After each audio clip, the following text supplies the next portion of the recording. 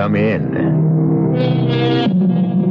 Welcome. I'm E.G. Marshall, opening the door to another tale of mystery and suspense, inviting you to open your ears and your mind to the world of terrifying imagination. You're about to be taken on an unusual museum tour. There won't be any Mona Lisas on this tour, no Greek vases or Roman statuary, because this establishment specializes in only one kind of exhibit. And that's why our story is called The Murder Museum. You may have been to a murder museum like the one in our story, a house of wax, where the most brutal crimes of the century are recreated in paraffin for the wide-eyed enjoyment of the public. But now you're going to have the unique opportunity of hearing one of the most shocking exhibits of all speak for itself.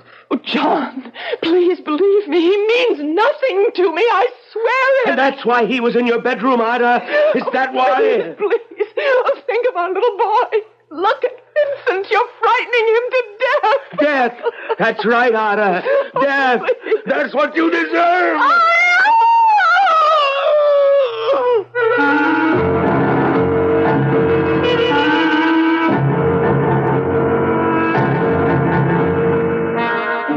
Our mystery drama, The Murder Museum, was written especially for the Mystery Theater by Henry Slessor and stars Michael Wager.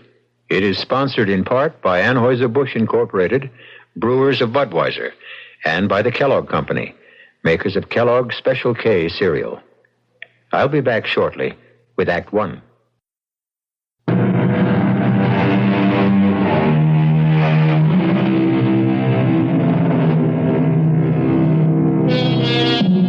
Our tale begins inside the Murder Museum itself, the home of Professor Raphael Gallinari's House of Horrors. There's a fair-sized crowd in the museum today. As usual, they listen in fascination to the words of their tour guide as he takes them from one bloody exhibit to another, recreating for them the terrible crimes which have immortalized these criminals and their victims. But there is one person in the crowd who seems reluctant to listen to his words, who hangs back and shields her pretty eyes from the sight of the wax images. Her name is Lisa Brandon. To this day, no man knows the true identity of the madman known as Jack the Ripper. But the theory persists that he may well have been a physician or at least a medical student. Judging from the skill with which he wielded the instrument you see clutched in this hand as he attacks the terrified young woman. And that, ladies and gentlemen, concludes the tour of Professor Gallinari's Murder Museum. Thank you for your patronage, and please tell your friends about us. Sir, excuse me. Yes, miss? Could I ask you a question? Why, yes, of course. I was curious about the Raymond exhibit, but I see that you haven't opened it to the public. No, miss. The Raymond exhibit is still closed for repairs. Well, the truth is, it's the only reason I came to the Murder Museum. I wanted to see the Raymond. Oh, well, I'm sorry. The exhibit won't be open for another week at least. Now, if you'll excuse me, I'm going out for some coffee. But even if it isn't completely ready, I wonder if you'd mind showing it to me. Oh, I'm sorry, miss. I can't do that. Well, I came a long way to see it, all the way from San Francisco. It would be a terrible disappointment. Look, I'm willing to pay you. No, please, put that money away, miss. Why is it so important for you to see the Raymond? You, any connection with the family? Yes, in a way. I knew Vincent Raymond. I met him when he lived in San Francisco. I see. Look, you said you were going out for coffee. Could I come with you? Well, sure. I just go to this little coffee shop down the street, but you're welcome to come along.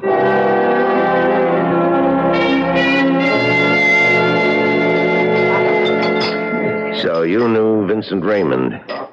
You an artist, too? No, not really. But my brother owned a small art gallery on Green Street.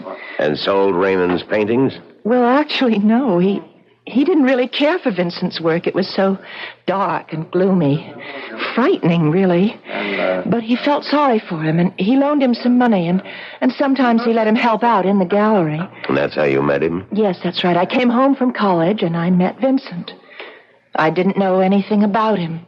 Meaning, about his parents? It took Vincent a long time. before he was willing to talk to me about them.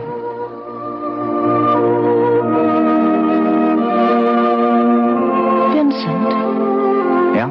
Isn't that music a little loud? Sorry, I'll turn it down. Are you angry with me or something? No, why should I be? I don't know. You've hardly said 2 words to me tonight. All through dinner, I was trying to digest that rotten food. Whoever told me that restaurant was worth trying must have had a secret death wish. I didn't mind it. Had only one thing to recommend it. It was cheap. That's the only criterion I have, you know? I didn't complain, did I? No, you never complain. You just suffer in silence. You think I'm some kind of gifted, starving artist who has to be tolerated for his poverty. Oh, you're so hard on yourself, Vincent. Well, let me tell you something, Lisa. I'm starving, but I'm not an artist.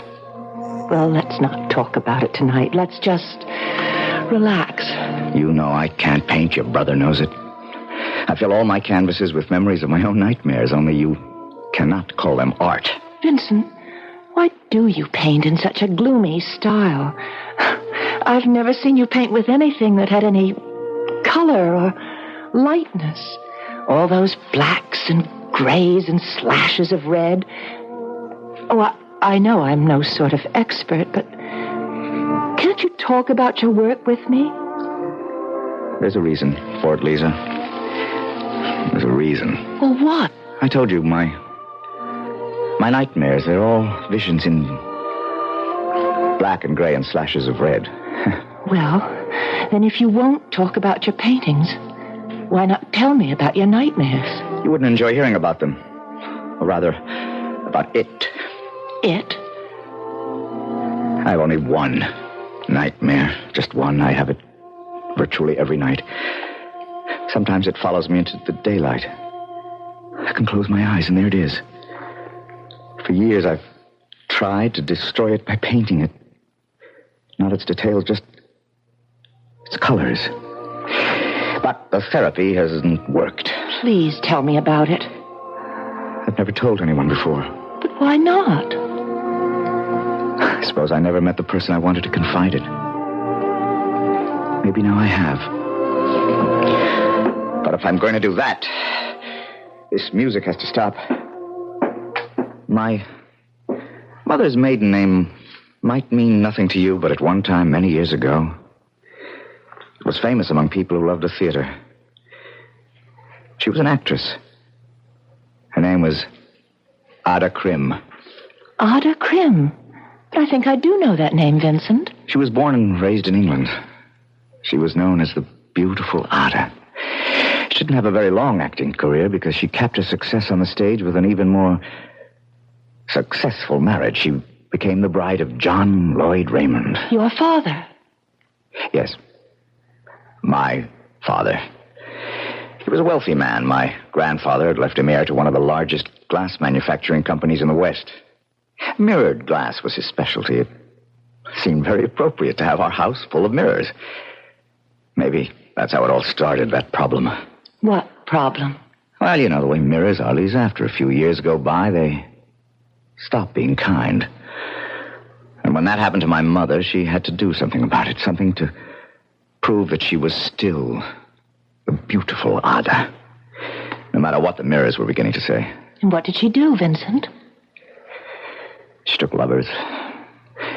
Lovers are the best kind of mirrors for a bored rich woman. Were you the only child? Yeah. I was her only child. At first, I was a pampered little boy, one of her favorite playthings. Then she became bored with me, too. She stopped noticing that I was around. Maybe that's why she never made any attempts to hide her actions from me. She simply didn't know I was there. Vincent, you saw these men? I think I've said enough.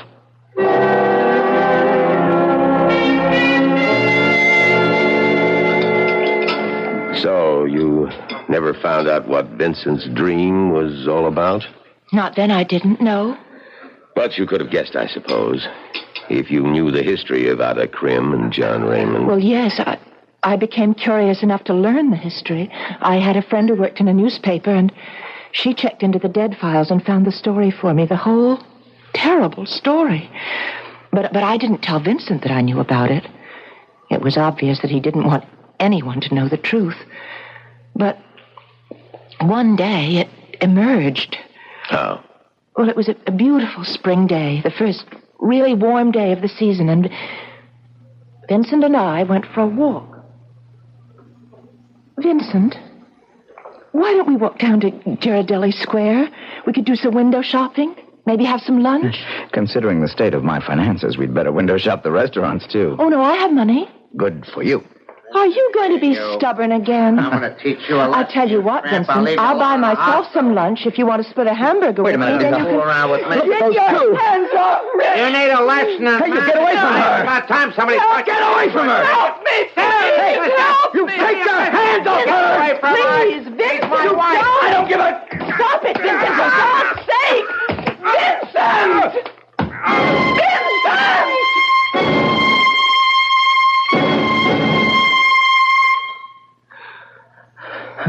I'm sorry, Lisa.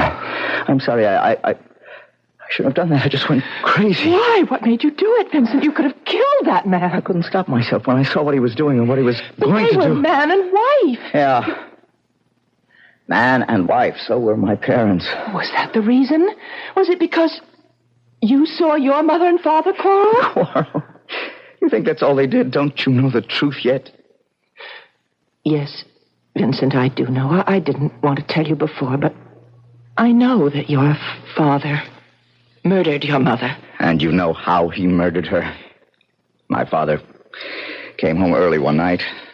A full day earlier than he was expected. He walked into my mother's bedroom, and that man was there. Might have killed him, too, but he was fast on his feet.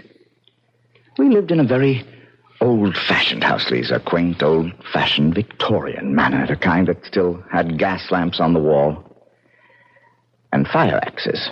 I used to hear my father joking to his friends about the fire axe on the wall. Vincent, don't talk about When it. he saw my mother, he ripped the axe off the wall, and he used it. Please. You read about it, Lisa, but I saw it. You what? I was 6 years old, terrified 6-year-old, who came to find out what all the noise was about. Oh, no. I saw the whole thing happen from the first stroke of the axe to the final blow. Oh. Now you know what my nightmare is all about, all the blacks and grays and slashes of red. Oh, you poor man. All right. Now, I've told you the whole story, so maybe now you know why I can't see you again. What? Don't come near me again, do you hear me? Vincent. Don't come near me. Ever.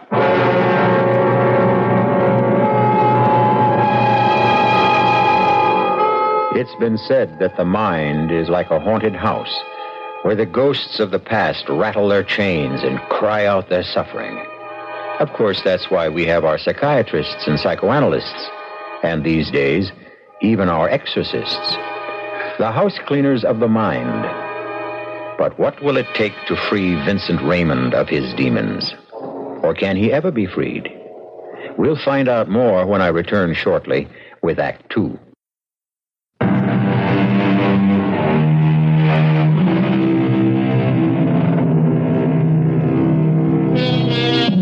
And now, Act 2 of The Murder Museum. Lisa Brandon has come all the way from San Francisco to see the Raymond exhibit. But she seems to be having a hard time talking the museum guide into allowing her a private showing. However, she hasn't given up. Yes. I was in love with Vincent Raymond, and I was terribly unhappy when he walked out of my life. You mean you never saw him again? Oh, yes, I saw him again, but things weren't the same between us. He was tormented by the memory of what he had seen, and it changed his life. The dreams began in the orphanage. They began there and they never stopped. I woke up screaming in horror every time the dream came to me. I became an outcast, without friends, without sympathy. Oh, Vincent, I'm so sorry. That's when I realized that my only hope for any sort of life was keeping my secret. But you're not a child now. Now, I'm older, Lisa, but nothing's changed for me. Oh, yeah. There's one thing that's changed. Well, what's that? I'm giving up my so-called art. I'm going to look for a job. Well, I'm sorry, Vincent. Because I did think you had talent. I've got to get some money to live on. My talent won't provide that. Well, I thought you had some savings. They're all gone after that lawsuit. What lawsuit? That man I beat up on the street, he sued me for damages. He won, of course. His wife stood up in court and verified that I'd beaten him up with no provocation at all. Nothing like a wife's loyalty, is there? But, Vincent, why didn't you let me know? I would have been a witness for you. It mattered. Well, how are you living now? Well, on the welfare rolls, of course. But don't worry about me. Look, if I can lend you any money, it won't... No. I have borrowed enough from you and your brother. I don't want any more money or sympathy. Just leave me alone, Lisa. Can't you get that through your head? Leave me alone. He did find a job eventually, waiting on tables down at Fisherman's Wharf. He seemed to sink lower and lower every day. My brother and I tried to help him all we could, but he refused to take any more charity. I tried to sell his paintings by putting them in the window of our little gallery. But there was only one person who seemed interested in Vincent's gloomy efforts. Hello? May I help you?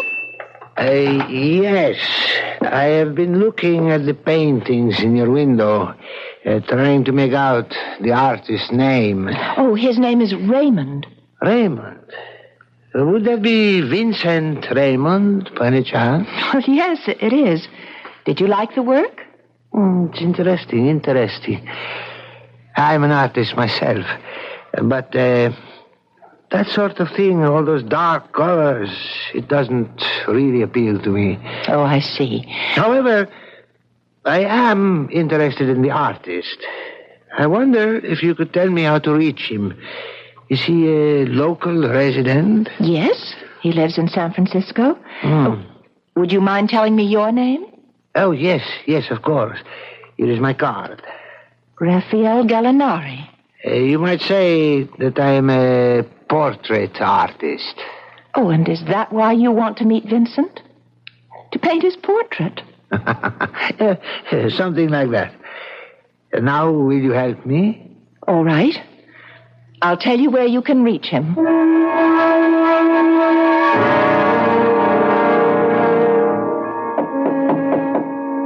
Who is it?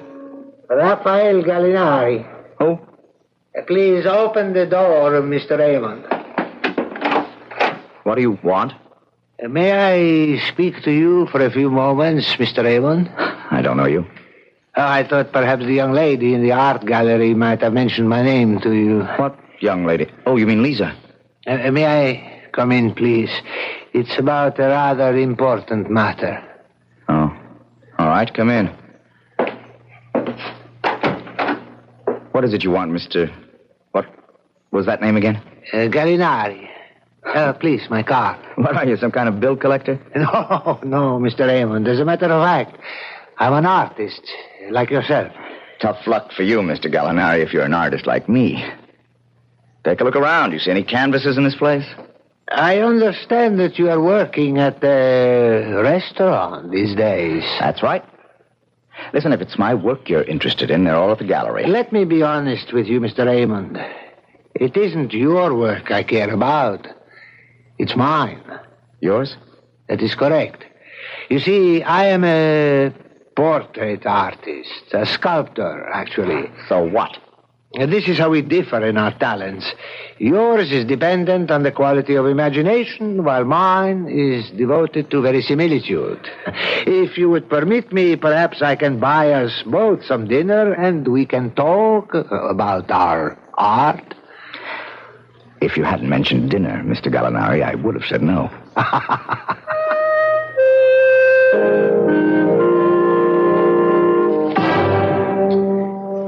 You know how it is with an artist. You know how we become obsessed sometimes, obsessed with a certain idea, a certain passion for a subject. No, Mr. Gallinari, I wouldn't know. I lost all my passion for art a long time ago. But if you had the inspiration, if there was one thing you wanted to paint more than anything else in the world, believe me, the passion would come flooding back like the tide. And Do you have such a subject in mind? Yes, I do. A subject which has haunted me for years. More years than I wish to count. And this has something to do with me? Everything to do with you.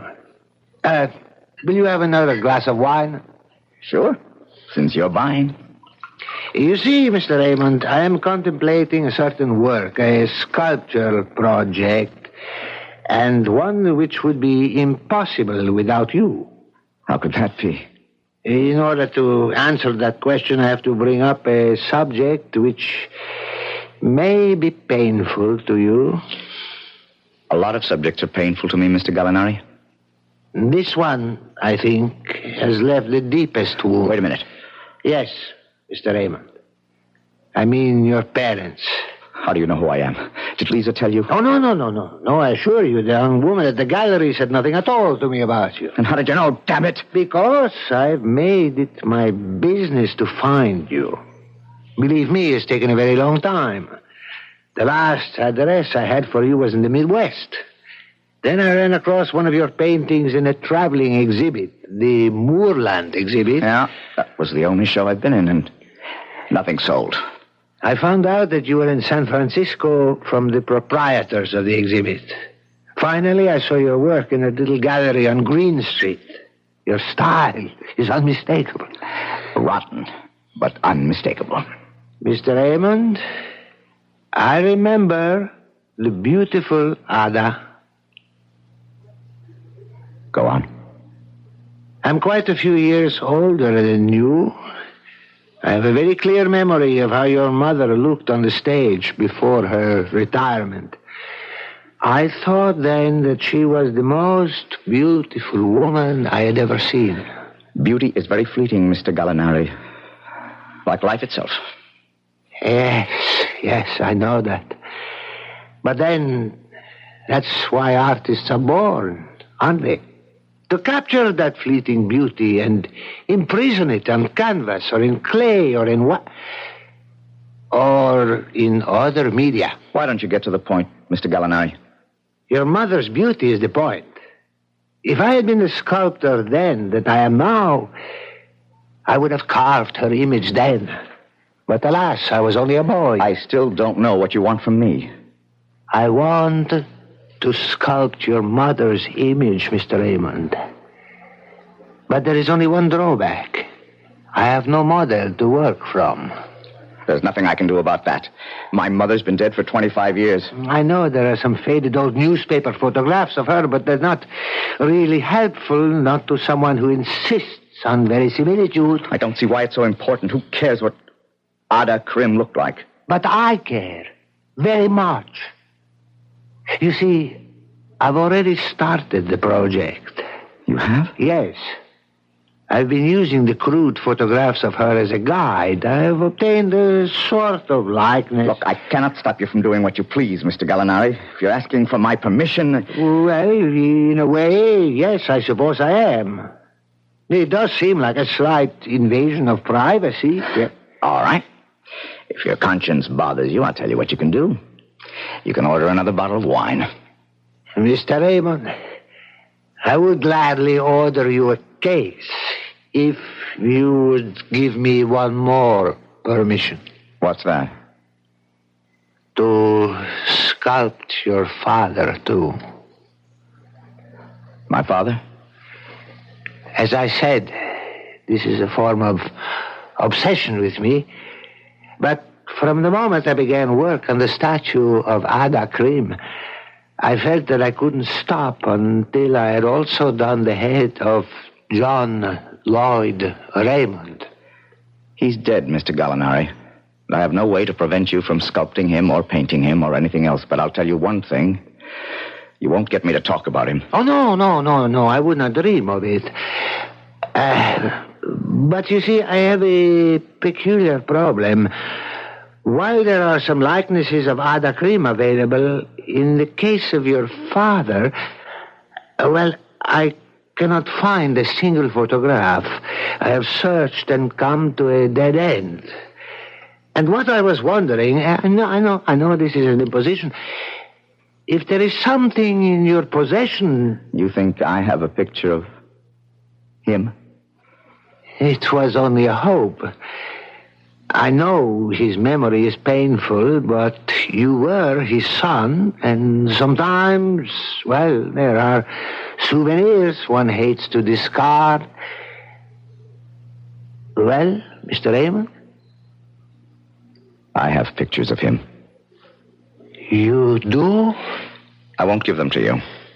Please, don't be so hasty. I won't give them to you. But I'll sell them to you. Oh, yes, of course. I'm perfectly willing to pay. I owe Lisa Brandon and her brother exactly $127. That's the price. Done, Mr. Raymond. $127. And I'll still throw in that case of wine.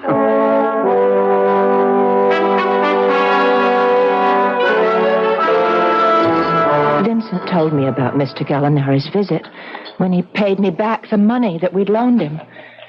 He didn't really care about those photographs he had. He was happy to have gotten rid of the debt. But there was only one thing wrong. I think you must know what I mean. Yes, I think I do. Raphael Gallinari didn't tell Vincent Raymond the whole truth. No, he didn't tell him the truth. He didn't tell him what kind of a sculptor he was, or what use he would make of his work after it was completed. Yeah. And obviously he didn't tell him the medium he would use to carve the statues. No. He didn't tell him that the medium would be wax. And that the subject would be murder.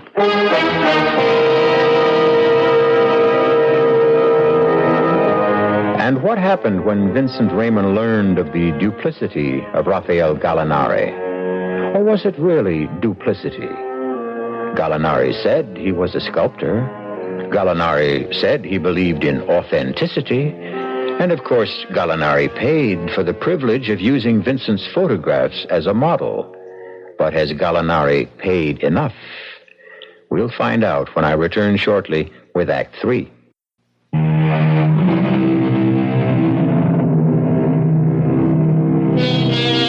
And now, here's Act 3 of the Murder Museum.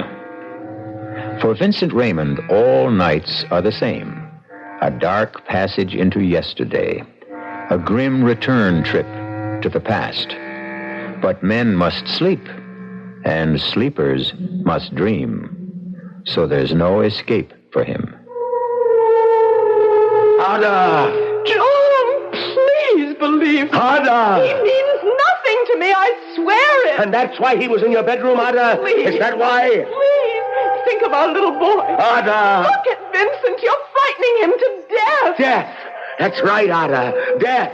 That's what you deserve! Oh, Ada! no! That's what you deserve!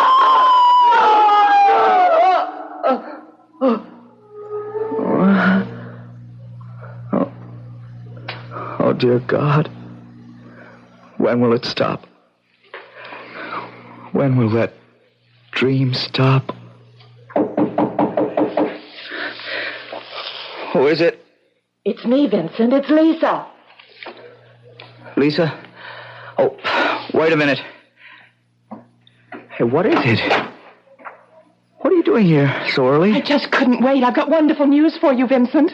What about? Your painting, the large one in the window, it's been sold. Sold? You're joking. Who would buy it? Oh, please, let me come in. All right. Just let me get a robe on. It happened. First thing this morning, the gallery wasn't open more than 10 minutes, and this man walked in wearing a Homburg, Vincent. I didn't think people wore Homburgs anymore. He did. Well, who was he? What was his Well, he name? gave me a card. Oh, wait a minute. It's right here. I've got it in my purse. It wasn't someone named Gallinari, was it? What? Raphael Gallinari calls himself a sculptor. No. Oh, no, it wasn't him. It's, wait, his name is, here it is, Charles Mulholland. Does that mean anything? Mulholland, that's Mulholland Gallery in Chicago. High priced. Oh, no, I doubt if there's any connection. Well, anyway, he bought it, Vincent, without any quibble about the price, and in fact, he was surprised that it was so low. Miracles never cease, do they? Oh, Vincent, if he really is somebody, then maybe your work will start to be recognized. Oh, forget it, Lisa. There isn't any more work for me. Just waiting on tables. That's my art. And I'm getting better at it all the time. Well, anyway, here's your money. It's all in $50 bills. Wait now. That's the full $300. What about the gallery's commission? Oh, don't be technical, Vincent. You need the money more than we need the commission. No, sirree, you've got to accept 1/3 of it. All right. It wouldn't be fair otherwise. I knew you'd feel that way. I can't believe it. It's the first painting I've sold, Lisa. Do you realize that? I told you had talent. That'll teach you to listen to me. You're right. I should always listen to you, Lisa. Listen, I've got an idea. Have you had breakfast yet? Well, I had coffee. Tell you what, I'm going to get dressed and we'll go celebrate with champagne and eggs Benedict. And then we're going out tonight. I'm going to buy you the fanciest dinner in San Francisco. Well, Vincent, you can't spend all the money in one day. Why not? Probably the first and last money I'll ever make from my paintings. Let's put it to good use.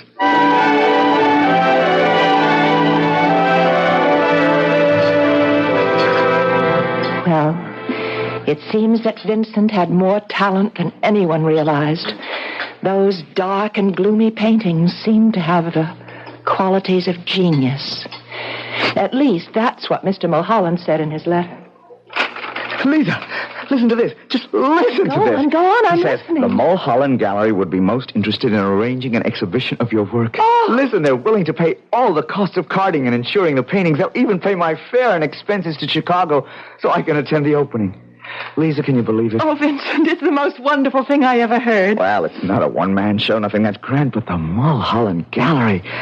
That's one of the best, Lisa, one of the most prestigious. Do you know when you'll be leaving? As soon as I can get all the stuff crated and shipped.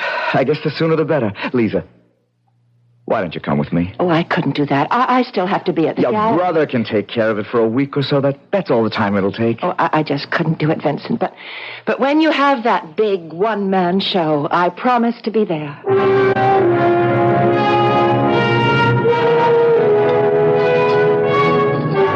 And that was when Vincent Raymond went to Chicago. Yes, that was his reason for going there. A very happy reason. Was the show a success? Oh, it was. The press reception to Vincent's work was very good, far better than the evaluation he received back home. I guess it's true what they say about a prophet being without honor in his own country. In this case, in his own state. There were 12 paintings in all the exhibit, and at least half of them were sold in the first week. And for the first time, Vincent was a happy man. He sent me just one letter, and it contained a very good piece of news. Perhaps even more important than the news of his artistic success. Dear Lisa, just a quick note to tell you that I'm well and spending money like a drunken sailor. I've bought 2 new suits. Yes, I said suits with matching pants and jacket, believe it or not. But more important, I'll tell you one other thing that seems to have happened to me. For the last 3 nights, I've slept without a dream. I think you must realize the importance of that, Lisa. 3 nights of dreamless sleep. The most precious 3 nights of my existence. But those dreamless nights didn't last very long. Because the very next morning at breakfast in his hotel room, Vincent opened the local paper and saw a strangely familiar name. Gallinari. Gallinari? What's that all about? Announcing the opening of Gallinari's murder museum. Oh, no. That can't be the same man. The Murder Museum, world's most terrifying house of wax, vivid recreation, scenes of crime, passion, and horror never before witnessed. Oh, it can't be the same man. It can't be. Where's that phone number? Oh.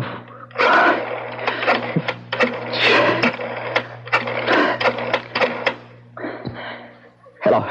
Is this the Murder Museum? Yes, I know you're not open yet. Listen, I want to ask you a question. This man, Gallinari, I want to know his first name. Raphael. When he is. Listen, what time are you open? No earlier than that? Then tell me where I can find Mr. Gallinari. Yes, it's important. No, my name does not matter. All right.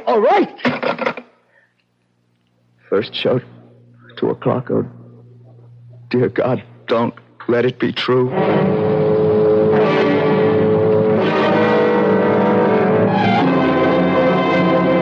And here, ladies and gentlemen, you see the notorious mass murderer of Huntersville, Nebraska.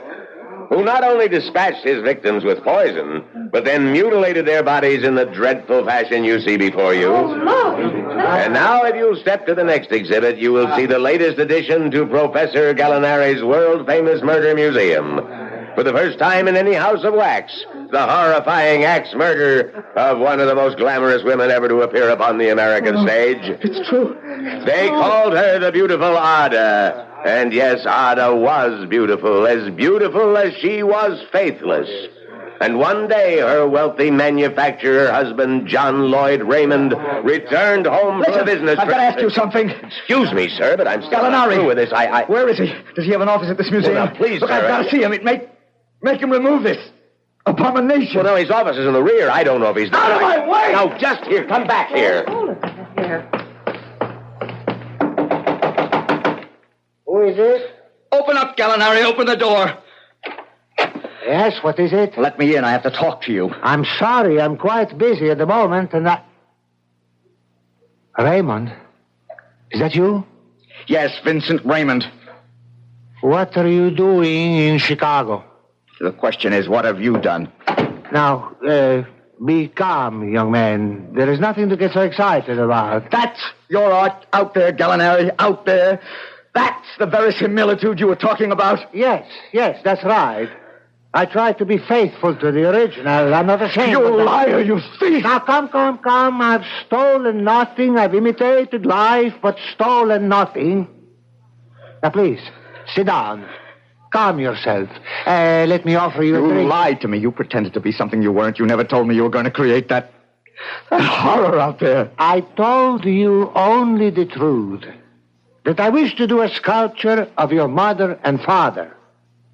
I only neglected to tell you the medium. Some artists work with clay and marble. I chose wax. Is that so wrong? You know it's wrong. You made a public spectacle out of it. And now you're going to do something about it. You're going to get rid of that thing out there. I am afraid that's impossible. The exhibit took months to create. They all do. The investment in time and money. I'll sue you. I will make you destroy it. Ah, Mr. Raymond, don't make unnecessary problems for yourself. Murder is in the public domain. There has to be some way to make you tear it down, and I will. I swear it. I won't let that thing stand.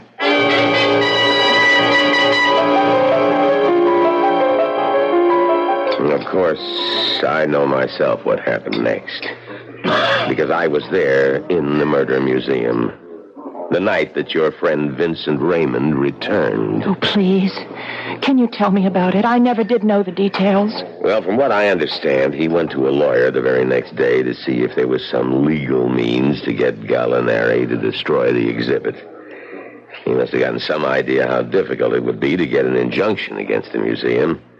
Because that's when he decided that the only recourse was to destroy the sculpture itself. Yes, that would be like Vincent. And what he did was very simple. He came back to the museum for the last show of the day. But during the tour, he slipped away from the crowd and hid behind one of the curtains until everyone had gone. And then he walked up to the exhibit and stopped in front of it. Of course, the instrument he needed to destroy the exhibit was already there. The fire axe was real, like the clothes of the wax figures and the furnishings of the room.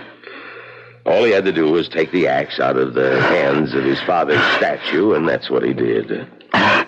Destroy. Must be destroyed. I saw him standing there, as still as the wax figures themselves. And I froze in the doorway, too, afraid to move. Because I saw his eyes. And I was afraid to become a victim, too. And then I heard him sobbing. Shouldn't have done it. Shouldn't have done it. I saw him turn the axe toward the figure of his father. But then a strange thing happened. He began to shake from head to foot. He seemed unable to bring the axe down on the figure of John Lloyd Wayne. No, it wasn't your fault. It was hers. Hers. Suddenly he turned around and brought the axe down on the wax figure of his mother. You're the one who did it. You did it. You That That was when Professor Gallinari himself came out of his office. Stop it! Stop it! Raymond dropped the axe. The destruction of the wax figure complete. But Gallinari was infuriated and threw his arms around his throat. Raymond struggled with him. They fell in a heap to the floor. Stop it. Don't say any more, please. I'm sorry. I just can't bear to hear any more. Does that mean that you don't want to see the Raymond exhibit now? No, I still want to see it. But I'm taking the next flight back to San Francisco, so I suppose there's no use. Well, I guess it's only fair that I show it to you, Miss Brandon, since you came all this way.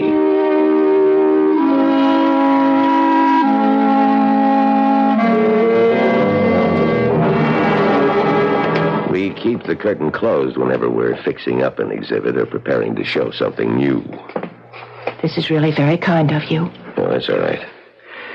I just hope that you don't find the exhibit too depressing. Is it a very good likeness? Yes, I think it's very good. But judge for yourself. As you can see, the figures are all ready, but the furnishings need some work still. Well, what do you think? It's horrible. Horrible. Oh, I'm sorry. I know I shouldn't say that.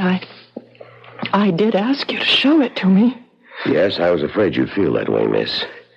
Because the likeness is really very good. It was Gallinari's brother who did the statue of the professor. Naturally, he'd get that right. But that's Vincent, too. Yes. It's just like him. It's a very good likeness of Vincent Raymond. That's just how he looked when he strangled the life out of Professor Gallinari. Right here in the Murder Museum.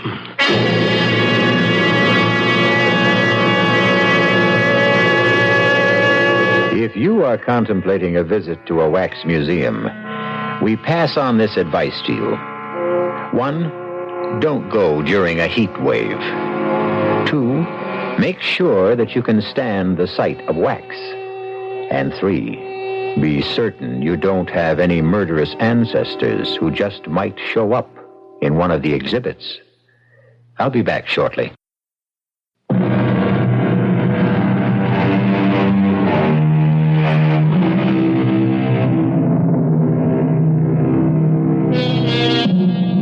We hope you enjoyed tonight's tour through the Murder Museum. We hope that you'll always come back through the creaking door of the Radio Mystery Theater, because it's the one place you can enter where your imagination provides the real thrills. Tonight, we tried to aid that imagination with the voices of Michael Wager, Marion Seldes, Robert Dryden, and Leon Janney. The entire production was under the direction of Hyman Brown. And now, a preview of our next tale.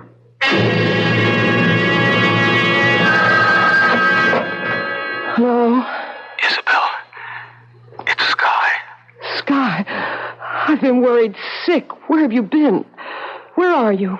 At the apartment. Well, I've been calling and calling. The phone must be out of order. I took it off the hook. Are you with her again? There isn't any her anymore. Deirdre's dead. Whoever she was. Whatever she was. What do you mean? She was a witch, Isabel. There was no other way. I had to kill her. You what? Oh, Sky. Honey, there's a letter on the desk. I've tried to explain. And there are letters for the kids. Forgive me. Goodbye. Sky! No, Sky, don't hang up. Sky! Radio Mystery Theater was sponsored in part by new sugar-free diet 7-Up. This is E.G. Marshall inviting you to return to our Mystery Theater for another adventure in the macabre. Until next time, pleasant dreams.